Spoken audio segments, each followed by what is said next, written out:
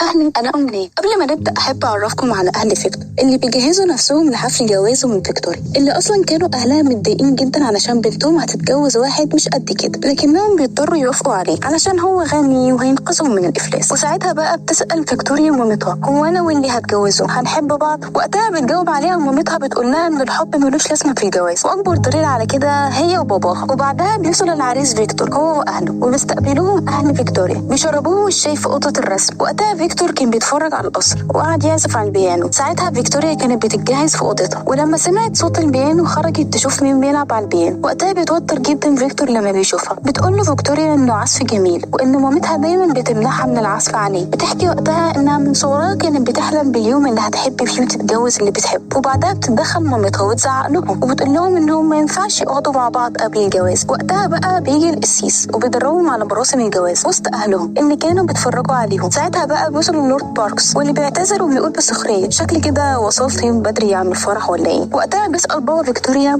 مراته: هو اللورد ده من عيلتكم؟ فبتقول له انها مش فاكرة اصلا. بعدها بيكون فيكتور متوتر جدا وبيوقع الخاتم من ايده وبيجري علشان يجيبه، لكنه بيقع تحت فستان مامة فيكتوريا. ساعتها الشمعة بتولع في فستانها وهو بيطفيها. بيوقف القسيس التمرين وبيقول لفيكتور ان الجوازة دي مش هتتم الا لما بس يدخل مراسم الجواز. بعدها فيكتور بيسيب المكان وبيمشي، وبيتريق عليه اللورد باركس. وبيمشي واحد بجرس في الشارع بيقول للناس اللي حصل مع فيكتور. وساعتها فيكتور بيكون متضايق جدا من نفسه وبيمشي في الغابة بيتمرن بس على المراسم هو ماسك الدبل. وقتها بيلاقي ايد بتشده من تحت الارض. وساعتها فيكتور بيترعب جدا لما بيشوف الايد بتجري وراه وبتدخله عالم الارواح. وبعدها بيفضل الارواح باصين على فيكتور هم مستغربين. وساعتها بتقول العروسة واللي اسمها ايميلي انه عمل المراسم بطريقة حلوة قوي وانهم دلوقتي في حكم المتجوزين. وقتها بيسألها فيكتور: انا فين وانتوا مين وايه اللي بيحصل ده؟ فبتقول له ايميلي انها قصه طويله شويه. بعدها بيحكي له روح من الارواح ان ايميلي كانت بتحب واحد واهلها ما كانوش موافقين عليه، واتفق معاه انهم يهربوا ويتجوزوا غصب عن اهلها. وان بعدها راحت الغابه تستناه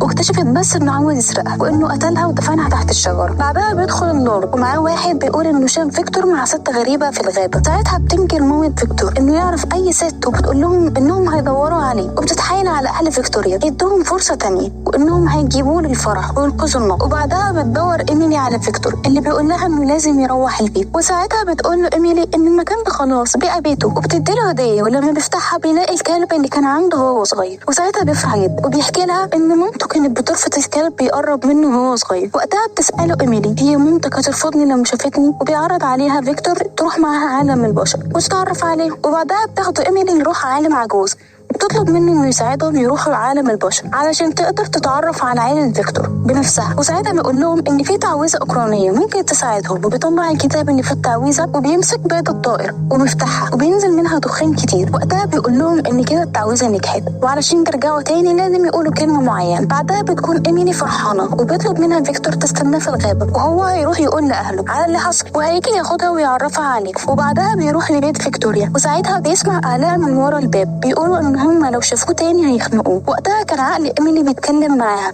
وبيقول لها ان فيكتور مش هيرجع تاني، لكن ايميلي بتعارضه وبتدافع عن فيكتور. ساعتها كان فيكتور بيحاول يدخل لفيكتوريا من اوضتها. وقتها بتفرح فيكتور جدا لما بتشوفه وبيعترف لها فيكتور انه في الاول كان خايف جدا من الجواز التقليدي، لكنه اول لما شافها حبها وقرر انه يكمل حياته معاها. وفجأة بتدخل عليهم ايميلي بتاخده وترجعه لعالم الارواح وتقول له انه ضحك عليها واستغلها واخدها لعالم البشر بس علشان يرجع لحبيبته ويتجوزها. وبتنهار وبتفضل تعيط.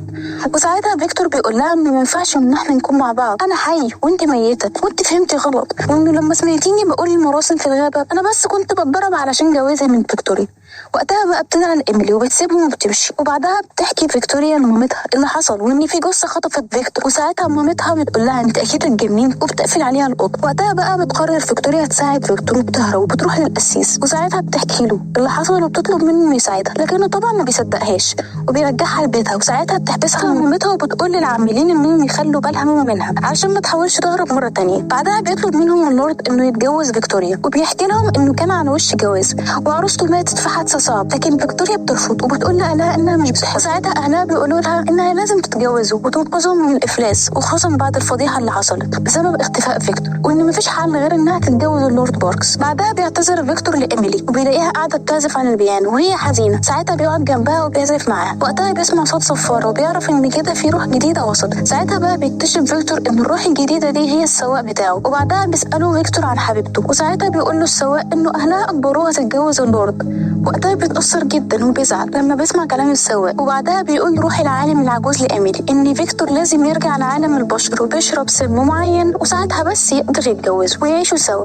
وقتها إيميلي بتقوله إنها ما تقدرش تطلب منه الطلب ده، ولكن فيكتور بيسمعهم وبيقول لهم إنه موافق. وساعتها العالم العجوز بيقول إنه لو عمل كده مش هيقدر يرجع لعالم البشر مرة تانية. بعدها بيعزم فيكتور كل الأرواح على حفل جوازه من إيميلي. ساعتها بتطلع الأرواح للأرض وبتقابل أهلهم، وبعدها بيخاف المعازيم بفرح فيكتوريا وبيهرب. وساعتها بيقول اللورد لفيكتوريا تجيب الفلوس بتاعتها ويهربوا سوا. وقتها بتقول له فيكتوريا انهم اصلا مفلسين وانها بس هتتجوزوا علشان تنقذ اهلها من الافلاس، وبتسيبه وبتمشي. ساعتها بتلاقي الارواح كلها رايحه على الكنيسه وبتبدا مراسم الاحتفال بجواز فيكتوريا وايميلي. بعدها بتدخل إيميلي للقاعة، وقبل ما يشرب فيكتور السم بتغير رأيها وبتمنعه وبتقوله إنها ما تقدرش تسرق حلم وفرحة حد تاني زي ما حصل معاها في يوم من الأيام. ساعتها بتدخل فيكتوريا وفجأة بيظهر اللورد بارك. تكتشف إيميلي إنه نفس الشخص اللي ضحك عليها وقتلها. وساعتها بيحاول يخطف فيكتوريا من فيكتور، لكن فيكتور بيقاومه وبيحاول اللورد يقتله، لكن إيميلي بتنقذه. وقتها بيستسلم اللورد وبيقول لهم إنه هيشرب في صحة إيميلي اللي عمرها ما هتكون عروسة. ساعتها ما كانش يعرف إن العصير اللي بيشربه ده فيه سم وبيموت وبيتحول لروح، وبيهجموا عليه الأرواح وبينتقموا منه على اللي عمله في إيميلي.